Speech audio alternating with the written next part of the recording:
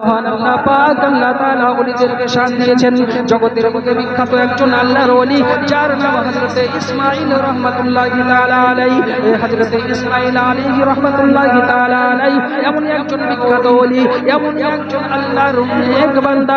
আল্লাহ পাক তাকে এতটা পাওয়ার দিয়েছিলেন বাবা, আল্লাহ পাক আল্লাহ তাআলার দেওয়ার পাওয়ারে মাদ্রাসার মধ্যে মক্তবের মধ্যে যতজন ছাত্র আপনার পড়াশোনা করতে যেত, 6 মাসের মধ্যে পবিত্র 30 পারা কোরআন মুখস্থ করিয়ে দিত। সুন্নি মুসলমান জওয়ান যুবকেরা আমার, কোন ছেলে যদি মাদ্রাসায় পড়তে যায়, কারো 3 বছর সময় লাগে, কারো 4 বছর সময় লাগে, কারো 5 বছর সময় লাগে, কারো 6 বছর সময় লাগে, কারো 7 বছর সময় লাগে। হযরত ইসমাঈল রাহমাতুল্লাহি তাআলা আলাইহির 1 বছর নাই, 2 বছর নাই, 5 বছর নাই, একটা ছেলেকে পূর্ণ কোরআনের হাফেজ তৈরি করতে ওনার 6 মাস সময় লাগতো বাবা। 6 মাসের মধ্যে পূর্ণ কোরআনের হাফেজ তিনি তৈরি করে দিতেন। এমনি অবস্থায় হযরত ইসমাঈল রাহমাতুল্লাহ আলাইহি আপনার মাদ্রাসায় বসে রয়েছেন।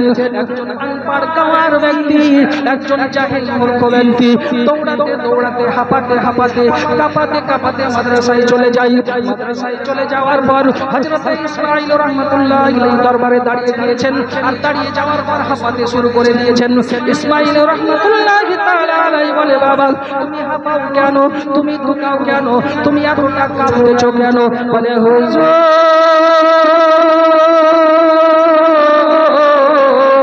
বড় আশা নিয়ে, বড় আকাঙ্ক্ষা নিয়ে আপনার দরবারে আমি হাজির হয়েছি। ওগো হুজুর, আপনি আমাকে ফিরিয়ে দেবেন না, আপনি আমাকে ফিরিয়ে দেবেন না। হযরত ইসমাঈল রাহমাতুল্লাহি তাআলা আলাইহি বলে, বাবা কারণটা কি তুমি আমাকে খুলে বলো।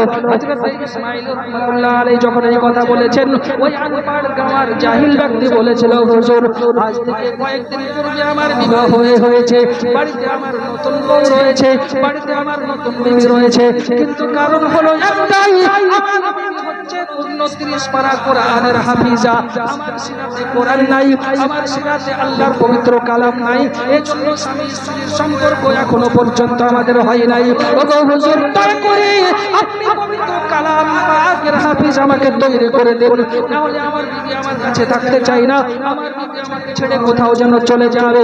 হযরত ইসমাঈল রাহমাতুল্লাহি তাআলা আলাইহি বলে, বাবা কোরআনে কারীমের হাফিজ হওয়া অতটা সোজা কথা নয়।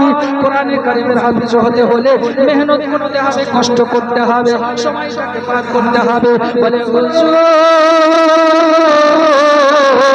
মেহনত যদি করতে হয় রাজি আছি, সময় যদি পার করতে হয় রাজি আছি, আপনি শুধু আমাকে পবিত্র কালাম পাকের হাফেজ তৈরি করে দেন, পূর্ণ 30 পারা কোরআন যেন আমার সিনাতে চলে আসে।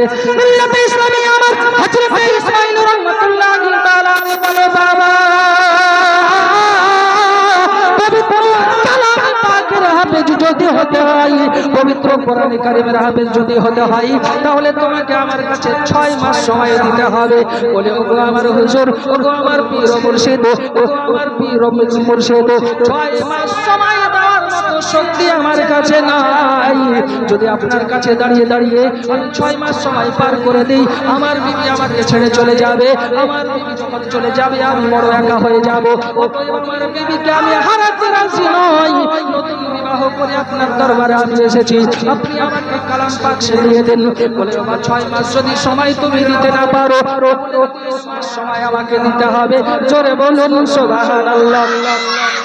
সুন্নি মুসলমান হযরত ইসমাঈল রাহমাতুল্লাহি তাআলা আলাইহি যখন বলেছে, বাবা তোমাকে 3 মাস সময় আমাকে দিতে হবে, ওই গাওয়ার আনপাড় জাহিল ব্যক্তি বলেছিল, হুজুর সময় দেওয়ার মতো শক্তি আমার কাছে নাই, সাধ্য আমার কাছে নাই, এর চাইতে আরেকটু কম সময় দিলে ভালো হয়। হযরত ইসমাঈল রাহমাতুল্লাহ আলাইহি বলে, বাবা তাহলে তোমাকে আমার কাছে 2 মাস থাকতে হবে। বলে, হুজুর এটা তো হবে না, তাহলে 1 মাস থাকতে হবে। বলে, হুজুর এটা তো হবে না। হযরত ইসমাঈল রাহমাতুল্লাহ তাআলা আলাইহি যখন বলেছে 1 মাস থাকতে হবে, বলে, হুজুর এটাও সম্ভব নয়, যত তাড়াতাড়ি হয় আমাকে হাফেজ তৈরি করে দেন। ইসলামী আমার হযরত ইসমাঈল রাহমাতুল্লাহি তাআলা আলাইহির শরীরে জালাল চলে এসেছে। বলে বাবা বাবা শোনো, যখন তুমি একটা মাস সময় দিতে পারবে না, আজকের ফজরের ওয়াক্তের নামাজ মসজিদের মধ্যে তোমাকে আমার পিছনে পড়তে হবে। ফজরের ওয়াক্তের নামাজ আমাকে ইক্তিদা করে পড়বে। ডান কাতারে তুমি বসবে, বাম কাতারে যেন বসবে না। সকাল হয়ে যায়, ফজরের ওয়াক্তের আযান মসজিদে যখন মুয়াজ্জিন দিতে শুরু করে দেয়, হযরত ইসমাঈল রাহমাতুল্লাহ আলাইহি আপনার কিনা মসজিদের মধ্যে প্রবেশ করেছে, মিহরাবের উপরে চলে গিয়েছে। মিহরাবের উপরে যাওয়ার পর আপনার কিনা মুয়াজ্জিন যখন ইকামত দিতে শুরু করেছে, ওই আনফার জাহিল ব্যক্তি ইসমাঈল রাহমাতুল্লাহি তাআলা আলাইহির পিছনে ইক্তিদা করে কাতারের ডান পাশে আপনার বসেছে। নামাজ যখন সমাপ্ত হয়ে যায়, হযরত ইসমাঈল রাহমাতুল্লাহি তাআলা আলাইহি নামাজ সমাপ্ত হওয়ার পর আসসালামু আলাইকুম ওয়া রাহমাতুল্লাহ বলে ডানে সালাম ফিরিয়েছে। যেই না ডানে সালাম ফিরিয়েছে, ডান দিকে যত মুসল্লি ছিল বাবা গা সবাই পবিত্র কোরআনের হাফিজ হয়ে গেছে। ডান দিকে যত মুসল্লি ছিল, শুধু ওই ব্যক্তি নয়, যতটা মুসল্লি ছিল সবাই 30 পারা কোরআন মুখস্থ করে নিয়েছে। হযরত ইসমাঈল রাহমাতুল্লাহি তাআলা আলাইহি যখন আসসালামু আলাইকুম ওয়া রাহমাতুল্লাহ বলে বামে সালাম ফিরিয়েছেন, বাম দিকে যত মুসল্লি ছিল সবাই নাজেরা কোরআন শিখে নিয়েছে। জোরে বলুন সুবহানাল্লাহ। তাহলে আল্লাহর ওলিদের পাওয়ার কতটা, আল্লাহর ওলিদের শান কতটা, যে এক ঝলক তাকিয়েছেন তো তাকার সঙ্গে সঙ্গে ডানে যত মানুষ ছিল সবাই 30 পারা কোরআনের হাফেজ হয়েছে। বামে যত ছিল কোরআন সে তারা জানতো না, কোরআন দূরের কথা, আপনার আলিফ বা তা সা জিম হা খ দাল জাল এটাও যারা জানতো না, সবাই বসেছিল বামে সঙ্গে সঙ্গে সবাই নাজেরা কোরআন শিখে নিয়েছে। জোরে বলুন সুবহানাল্লাহ। কায়নাত জগমগা উঠি, कायनात जगमगा उठी, जब खुदा का नूर आ गया। जोरे सुभान अल्लाह। कायनात जगमगा उठी, जब खुदा का नूर आ गया। कायनात जगमगा उठी, जब खुदा का नूर आ गया।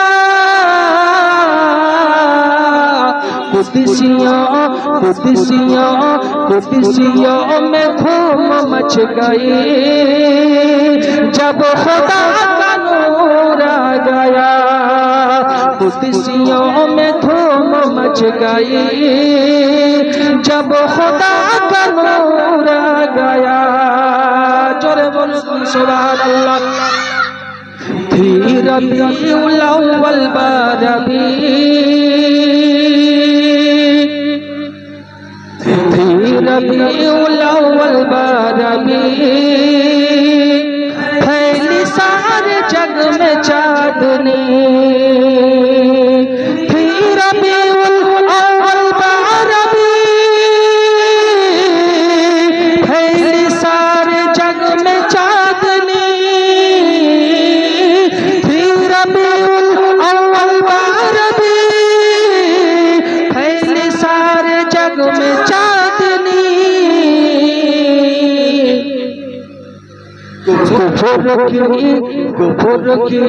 कुफर की तो जान निकल गई, कुफर की तो जान निकल गई। अरे जब खुदा का नूर आ गया। अब्बा जी আমার ভাই, তাহলে আল্লাহ পাক আল্লাহ তাআলা ওনার খাস বন্ধু যারা, ওনার এক বান্দা যারা, ওনাদের কতটা পাওয়ার, কতটা ক্ষমতা আমার আল্লাহ দিয়েছেন। তো যদি একজন আল্লাহর ওলির পাওয়ার এতটা হয়, তো আমারও আপনার নবীর পাওয়ার কতটা হবে, ঠিক কিনা? আচ্ছা বলুন, ওলির থেকে নবীর পাওয়ার কম না বেশি? যদি কেউ মনে করে নবীর পাওয়ার কম, তো ইমানদার থাকবে না? থাকবে না। ইমানদার থাকতে পারে না। কারণ একজন ওলির পাওয়ার যদি এতটা হয়, ওলির ক্ষমতা যদি এতটা হয়, তো নবীর পাওয়ার কতটা হবে, নবীর ক্ষমতা কতটা হবে? আজকে আমরা পাইকপাড়া গ্রামের সুন্নি মুসলমান, আমরা সবাই নবী প্রেমিক। কার মতো? হযরতে আবু বকরের মতো। যারা বলুন ঠিক কি না? হযরতে উমরে ফারুকের মতো, হযরতে উসমানে গনির মতো, হযরতে শেরে খোদার মতো। এক কথায় পাইকপাড়া গ্রামের সুন্নি মুসলমান আমরা সবাই হচ্ছে টিটিএস। এর মধ্যে কোনো কমতি নাই। টিটিএস মানে টানা টান সুন্নি, এর মধ্যে কোনো কমতি নাই। আছে কারণ বড় 6 বছর থেকেছি, আমার তো আছে। পাইকপাড়া সুন্নি মুসলমানের ঈমান কতটা মজবুত, ঈমান কতটা আপনার শক্ত, আজকে পাহাড়কে হিলানো সম্ভব, কিন্তু পাইকপাড়ার সুন্নি মুসলমানকে নিজের জায়গা থেকে হিলানো সম্ভব নয়। এটা আমার আকীদা ও বিশ্বাস। কারণ পাইকপাড়া সুন্নি মুসলমান, ইনারা খাঁটি সুন্নি আছেন, ইনাদের মধ্যে কোনো ভেজাল নাই। তো যারাই হবে সুন্নি তারাই বিশ্বাস করবে ওলির ক্ষমতা, যারা হবে সুন্নি তারাই বিশ্বাস করবে নবীর ক্ষমতা। এতক্ষণ ওলির ক্ষমতা শুনলেন, নবীর পাওয়ার কতটা শুনুন। এক ঝলক দিয়ে বক্তব্য শেষ করব ইনশাআল্লাহ। রাসূল পাক সাল্লাল্লাহু তাআলা আলাইহি সাল্লামের একজন সাহাবী, যার নাম হযরতে রাবিয়া বিন কাব রাদিয়াল্লাহু তাআলা আনহু। এই রাবিয়া বিন কাব রাদিয়াল্লাহু তাআলা আনহু রাসূল পাকের খাদিম ছিলেন, চাকর ছিলেন। আল্লাহর রাসূল সাল্লাল্লাহু তাআলা আলাইহি সাল্লাম রাত্রিবেলায় তাহাজ্জুদের জন্য যখন নামাজ পড়তে মসজিদে যেতেন, হযরতে রাবিয়া বিন কাব রাদিয়াল্লাহু তাআলা আনহু রাসূল পাক সাল্লাল্লাহু তাআলা আলাইহি সাল্লামের জন্য পানির ইন্তজাম করে দিতেন, পানির ব্যবস্থা করে দিতেন। হযরতে রাসূল পাক সাল্লাল্লাহু তাআলা আলাইহি সাল্লাম আপনার ওই পানি দিয়ে আপনার ওযু করতেন। ওযু করা যখন সমাপ্ত হয়ে যেত, হযরতে রাবিয়া বিন কাব রাদিয়াল্লাহু তাআলা আনহু নবী পাক সাল্লাল্লাহু তাআলা আলাইহি সাল্লামের পবিত্র জুতা মুবারাকাকে মাথায় করে নিয়ে চলে আসতেন। মাথায় করে নিয়ে আসার পর রাসূল পাকের কদমে দিয়ে দিতেন। আল্লাহর রাসূল সাল্লাল্লাহু তাআলা আলাইহি সাল্লাম আবার জুতা মুবারক পরিধান করে হাঁটতে হাঁটতে মসজিদ নববীতে যখন প্রবেশ করতেন, হযরতে রাবিয়া বিন কাব দরওয়াজার কাছে দাঁড়িয়ে দাঁড়িয়ে রাসূল পাকের জুতা মুবারককে উঠিয়ে মাথার উপরে নিয়ে নিতেন। জোরে বলুন সুবহানাল্লাহ। আব্বা জান, আমার ভাই জানেরা, আমার জওয়ান যুবকরা মাথায় রাখুন, হযরতে রাবিয়া বিন কাব এইভাবে নবী পাকের খিদমত করতেন, নবী পাকের কাজ করতেন। করতে করতে করতে করতে হঠাৎ করে হযরতে রাবিয়া বিন কাব রাদিয়াল্লাহু তাআলা আনহু নবী পাক ডাক দেওয়ার আগেই লোটাতে করে পানি নিয়ে নবীর জন্য অপেক্ষা করছেন। কখন যেন আমার দরদি নবী, কখন যেন আমার রাহমাতাল লিল আলামিন নবী আমি রাবিয়াকে ডাক দিয়ে দেই। নবী যদি ডাক দিয়ে দেয়, নবী সাড়া দিতে যদি দেরি হয়ে যায়, কিয়ামতের দিন আল্লাহর কাছে জবাব দেওয়া যাবে না। হযরতে রাবিয়া বিন কাব রাদিয়াল্লাহু তাআলা আনহু আপনার কিনা রাসূল পাকের জন্য পানি নিয়ে দাঁড়িয়ে রয়েছেন। বাবা হঠাৎ করে নবী পাক সাল্লাল্লাহু তাআলা আলাইহি সাল্লাম বাইরের দিকে বেরিয়ে এসেছেন। এই রাবিয়া, আজকে তোমাকে না ডাকতে তুমি আমার জন্য পানি নিয়ে দাঁড়িয়ে আছো কেন? তো নবীজি, আমি মনে করলাম আপনি ডাক দেওয়ার আগে আমি পানিটা নিয়ে আজকে দাঁড়িয়ে যাই। যদি আপনি ডাক দিয়ে দেন, পানি দিতে যদি দেরি হয়ে যায়, আপনি নারাজ হয়ে যাবেন। আপনি নারাজ হলে আল্লাহ নারাজ হয়ে যাবে, আর আল্লাহ যদি নারাজ হয়ে যায়, আমি আল্লাহ পাকের দরবারে জবাবদিহি করতে পারবো না। এজন্য পানির লোটা নিয়ে আমি দাঁড়িয়ে রয়েছি। হযরতে রাসূল পাক সাল্লাল্লাহু তাআলা আলাইহি সাল্লাম সঙ্গে সঙ্গে আপনার কি রাবিয়ার প্রতি রাজি হয়ে গেছেন। খুশি হয়ে গেছেন। রাবিয়ার প্রতি রাজি হয়ে যাওয়ার পর, রাবিয়ার প্রতি খুশি যাওয়ার পর নবী আমার মুচকি তাবাসসুম দিয়েছেন, মুচকি আপনার হেসে দিয়েছেন। এ রাবিয়া, সাল রাবিয়াতা, এ রাবিয়া তুমি চাও, তুমি রাবিয়া আজকে যেটা চাইবে আমি রাসূলুল্লাহ তোমাকে সেটা দান করব। আচ্ছা যে সব কিছুরই মালিক হবে সেই না বলবে তুমি যা চাইবে আমি তোমাকে তাই দেব। মনে করুন এই পাইকপাড়া গ্রামের আমার সম্রাট ভাই 10 লক্ষ টাকার মালিক। এবার কোন ফকির মিসকিন যদি দরবারে আসে আপনার কাছে যদি সওয়াল করে, তো সম্রাট যদি বলে তুমি চাও যেটা চাইবে তোমাকে আমি সেটাই দেব, ওর মতো মূর্খ আর কেউ আছে? ও তো 10 লক্ষ টাকার মালিক। এবার সে ভিখারি দিতে গেলে আমার 11 লক্ষ টাকার দরকার, পারবে দিতে? পারবে না। তো যার কাছে সব থাকবে সেই না বলবে চাও চাও তুমি যেটা চাইবে তোমাকে সেটা দেব। তো জান্নাত তৈরি করেছেন কে? আল্লাহ। জান্নাত তৈরি করেছেন আল্লাহ। মালিক বানিয়েছেন কাকে? রাসূলুল্লাহকে। জোরে বলুন সুবহানাল্লাহ। জান্নাতের মালিক আল্লাহ আর জান্নাতের চাবি রাসূলুল্লাহর হাতে আমার আল্লাহ দিয়েছেন। তো রাসূলের পাশে সারা কায়নাতের জন্য রাহমাতুল লিল আলামিন করে পাঠিয়েছেন। সমস্ত কিছুর মালিক হচ্ছে আল্লাহ আর মালিক আমার রাসূলুল্লাহ। জোরে বলুন সুবহানাল্লাহ। হযরতে রাবিয়া বিন কাব রাবিয়া রাদিয়াল্লাহু তাআলা আনহু বলে, ইয়া রাসূলুল্লাহ, ইয়া হাবিবাল্লাহ, চাওয়ার মতো কোনো জিনিস নাই। ওগো নবীজি, আমি যে আপনার কাছে চাইবো চাওয়ার মতো কোনো জিনিস নাই। আমি মওলানা হলে বলতাম সর্বপ্রথমে একটা সুন্দর বউ চাই, এটাই আমার দরকার। কারণ যার সুন্দর বউ আছে পৃথিবীতে তার কাছে আর কোনো অসুবিধা নাই। আমার মতো মৌলবি হলে বলতাম 10 লক্ষ টাকা দরকার। আমার মতো মৌলবি হলে বলতাম একটা বাড়ির দরকার। আমার মতো মৌলবি হলে বলতাম একটা 4 চাকার দরকার। হযরতে রাবিয়া রাদিয়াল্লাহু তাআলা আনহা বলে, ইয়া রাসূলুল্লাহ, ইয়া হাবিবাল্লাহ, টাকার দরকার নাই, বাড়ির দরকার নাই, গাড়ির দরকার নাই, সুন্দর বউয়ের দরকার নাই।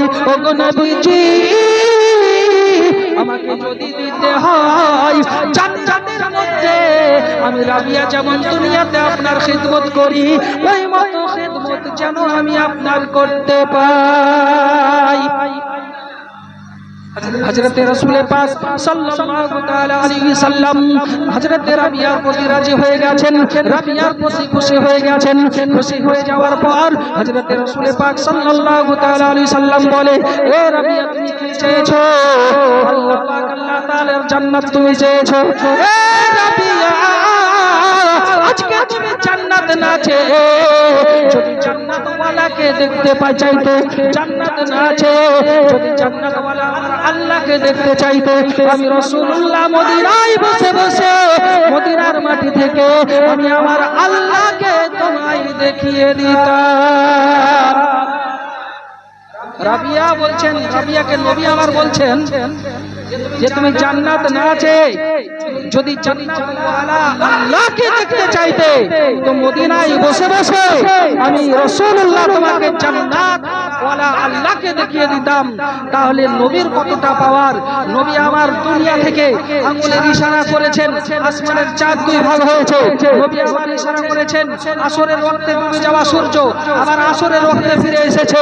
যুদ্ধের ময়দানে পানি শেষ হয়েছে, নবী আঙ্গুলের ইশারা করেছেন, আঙ্গুলের ইশারা থেকে ঝর্ণা তৈরি হয়েছে, পানির ফোয়ারা জারি হয়েছে, সাহাবায়ে কেরাম পানি পান করেছেন। নবী আমার দুনিয়া থেকে জান্নাত দেখিয়েছেন, দুনিয়া থেকে দাঁড়িয়ে দাঁড়িয়ে সমগ্র পৃথিবীটাকে দেখিয়েছেন। ইনি হচ্ছেন নবী। তাহলে নবীর কতটা পাওয়ার, নবীর কতটা ক্ষমতা! আজকে আল্লাহ পাক নবীকে এতটা পাওয়ার দিয়েছেন, নবীকে এতটা ক্ষমতা দিয়েছেন যে নবীর পাওয়ারের কথা বলে শেষ করা যাবে না। একবার পড়ুন আল্লাহুম্মা